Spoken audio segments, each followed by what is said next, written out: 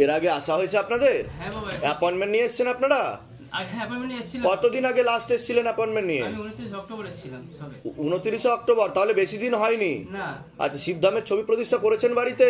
শিবধাম প্রার্থনা করা হয়? একদম প্রার্থনা করে। ধাম থেকে কোনো কৃপা অনুভব বুঝতে পেরেছেন? বাবা ও ঘরে শুয়েছিল, আজকে ও হ্যাঁ আজকে এই শিবধামের জন্য হ্যাঁ আজকে বাইরে বেরোতে পেরেছে। বাহ, আমি কথা বলতে এখন কাজ হচ্ছে? হ্যাঁ বাবা, আমি 14 অক্টোবর ছবি প্রতিষ্ঠা করেছিলাম। হ্যাঁ হ্যাঁ। তো তারপরে আমার অস্থিরতা হতো, বিকেল 4টে বা রাত্রি 8টার সময় শরীর অস্থির করতো। বলছি কি হচ্ছে, ডাক্তার আমি ভেলো টেলো সব করেছি বাবা। হ্যাঁ হ্যাঁ হ্যাঁ, কিচ্ছু হয়নি। ভুল ওষুধ দিয়েছে আমাকে, মানে প্রেশার আর কোলেস্ট্রল ওষুধ করে দিয়েছে। প্রেশার ওষুধ খেলে কষ্ট হতো, বুঝতে পারছি না কি হচ্ছে। তো বিকেল 4টে আর 8টার সামনে এত অস্থির হতো, শরীর কেমন করতো, আবার অটোমেটিক ঠিক হয়ে যেত 1 ঘন্টা পরে। তারপরে কালিমার কাছে গোনাতে গেছিলাম, উনি আদেশ দিল যে আপনি শিবধামে যান, ওখান থেকে সুস্থ হবেন। ওখান থেকে বলেছে শিবধামের কথা, তারপরে শিবধামে এসেছিলেন তারা মা? মায়ের আদেশে আমি এসেছিলাম। বাহ বাহ, ছবি প্রতিষ্ঠা করেছিলাম। পরের দিন থেকে আর মিরাকেল বাবা, মিরাকেল। এটাই তো ম্যাজিক শিবধামের। বাবা একটা কথা অনুরোধ করি, যদি আমাদের নিঃস্বার্থভাবে কিছু কাজ শিবধামে দেন বা করতে পারি, আপনি নিঃস্বার্থভাবে শিবধামের নাম প্রচার করুন। আমি বলি বাবা, তবু যদি আপনার মনে হয় নিশ্চয়ই নিশ্চয়ই নিশ্চয়ই বলবো। তারপর আমি 14 তারিখে প্রতিষ্ঠা করি, ব্যাস তারপর দিন থেকে অফিস বন্ধ। আচ্ছা, তারপর আমি এবার অ্যাপয়েন্টমেন্টের জন্য মেসেজ করি। তারপরে 29 তারিখে অ্যাপয়েন্টমেন্ট পাই। আমি অ্যাপয়েন্টমেন্ট পাওয়ার পর এখানে আসছিলাম, তারপরে আপনারা কিছু ওই কবর দিয়েছিলেন। তা এর জন্য কি ধাম, আমার বক্তব্য, এর জন্য কি ধাম আপনাদের কাছ থেকে হাজার হাজার লাখ লাখ টাকা দাবি করেছে, নিয়েছে বা চেয়েছে? এই যে আপনি এখন ঢুকলেন, এর জন্য কি আপনার কাছে টাকা পয়সা চাওয়া হয়েছে? বলুন জয় শিবধাম। তা সকলের উদ্দেশ্যে কি বলবেন? এই যে এত লোকে ভিডিও দেখছে, ভাবছে এগুলো সব বানানো গল্প, কি করে সম্ভব এগুলো, যে মনের ইচ্ছা পূর্ণ হয়ে যাচ্ছে? নিঃস্বার্থভাবে আসুক, কাজ করুক, বাবার পাশে থাকুক। ঠিক ঠিক, এইটুকুর জন্য আমার বলা, কিছু আমার পয়সার দরকার নেই, কিন্তু বাবা আপনার পাশে, আপনার চরণে। যেদিন আমি বাবাই সব, যেদিন কবজ পড়েছি তারপরের দিন থেকে আমি অফিসের কাজে বেরোতে শুরু করেছি। করতে পারিনি, ম্যাজিক, মানে বাবা লইয়ায় বাবা পড়েছিল। আমি একজন অ্যাডভোকেট বাবা, আমার ফার্ম আছে, যার জন্য কাজ করে, সব দিতে বসেছিল। হ্যাঁ হ্যাঁ হ্যাঁ, আবার এখন কাজ করছি আমি। বাহ বাহ, খুব ভালো খুব ভালো। ধামের তরফ থেকে অনেক অনেক আশীর্বাদ, সুস্থ থাকুন, ভালো থাকুন, আপনার মনের সকল ইচ্ছা পূর্ণ। আমি অরিজিনাল বাড়ি কোলাঘাট।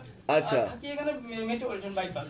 এখানে বাইপাসে থাকেন? আচ্ছা, আপনি কি অ্যাডভোকেট? আপনি? আমি ট্যাক্সেশনে আছি, lawyer, criminal and civil high court. বাহ বাহ বাহ। এর আগে তো আসা হয়েছে আপনাদের, বেশ কয়েকবার আসা হয়েছে, তাই তো? আচ্ছা, তা ধাম থেকে কি আদৌ কোনো কৃপা অনুভব পাচ্ছেন আপনারা? আচ্ছা, টোটালি বাবার কৃপায় চলছি।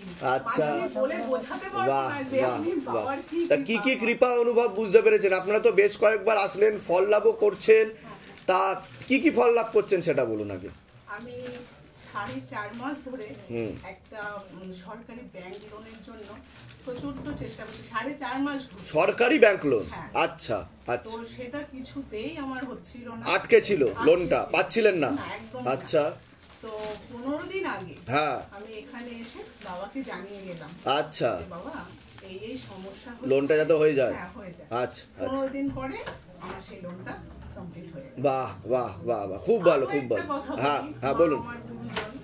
মায়ের ঠিক 35-30 বছর আগেকার মাথায় ওপর থেকে গাছ থেকে পুরো ডাইরেক্ট নারকেল পড়ে মাথায়। আচ্ছা, তারপর তো পড়াতে তখন এমনই আর্থিক অবস্থা ছিল যে একটা স্ক্যান মাথায় যে করাতে দিয়েছিল সেটা আমরা করাতে পারিনি। হ্যাঁ, তো ডাক্তার তখন আমায় বলে দিয়েছিল যেটা এটা বয়স হলে এটা কিন্তু সমস্যা বাড়তে পারে। তো সেটা আমি ছবি প্রতিষ্ঠা করার পরে মা হঠাৎ করে একদিন বলছে যে আমার মাথার মধ্যে মানে মুড়ি চেয়ে বলে যেরকম শব্দ হয়, মজমজ করে শুধু শব্দ হচ্ছে। তো আমাদের এই জিনিসটা নিয়ে তো একটা কনফিউজ ছিলাম, ভীষণ সমস্যা হচ্ছে, ভয় পাচ্ছি সবাই যে সেটাই হয়তো আবার সমস্যা। তো আমি বাবার কাছে বললাম, বাবা মা আমাদের তো বাবা গত হয়ে গেছে, মাই আমাদের সব, তো মায়ের এই সমস্যা হচ্ছে, বাবা তুমি আমাদের মাকে সুস্থ করে দাও। ওদের 3 থেকে 4 দিন আমি বাবার কাছে জল বসিয়ে মাকে খাওয়ালাম। মা বলছে মা আমার মাথার সমস্যাটা কমে গেছে। বলুন জয় শিবধাম। জয় শিবধাম। আপনাদের আমার ছেলে এসেছিল, অ্যাপয়েন্টমেন্ট নিয়ে এসেছিলেন? আমার ছেলে অ্যাপয়েন্টমেন্ট কতদিন আগে এসেছিলেন অ্যাপয়েন্টমেন্ট নিয়ে? সেপ্টেম্বর মাসে 18 সেপ্টেম্বর। হ্যাঁ।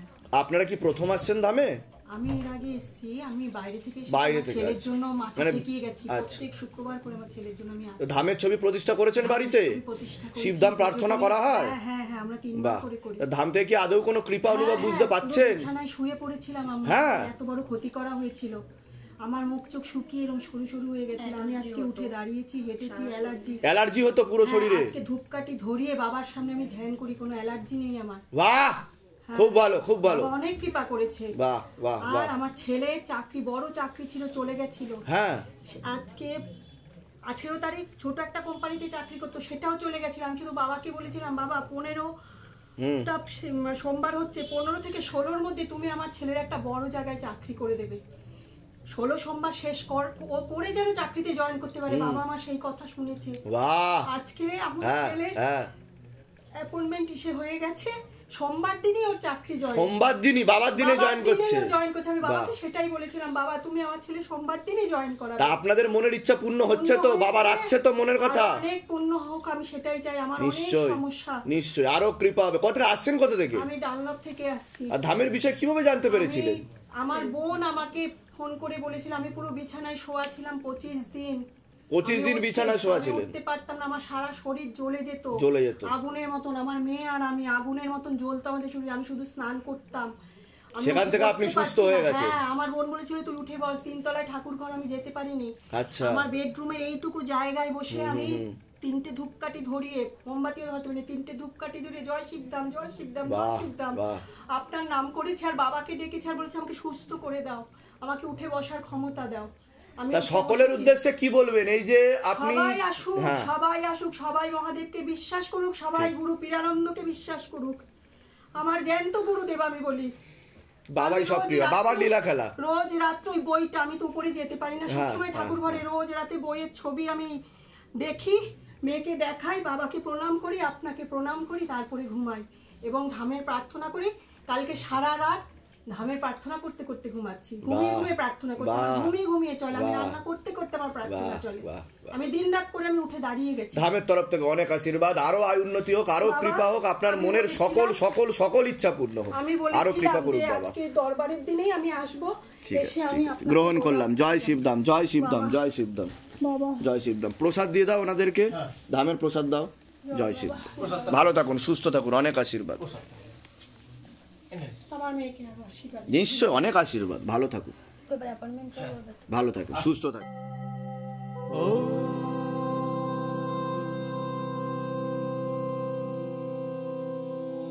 शिव गंगे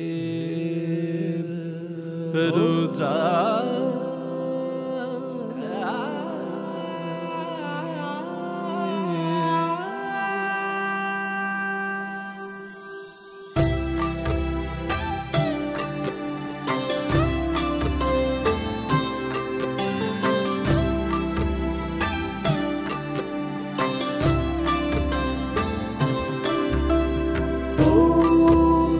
पुरुषाय विद्महे गुरुपीरानन्दं धीमहि तन्नो शिव रुद्राय प्रचोदयात्। ॐ तत्पुरुषाय विद्महे गुरुपीरानन्दं धीमहि तन्नो शिव रुद्राय प्रचोदयात्।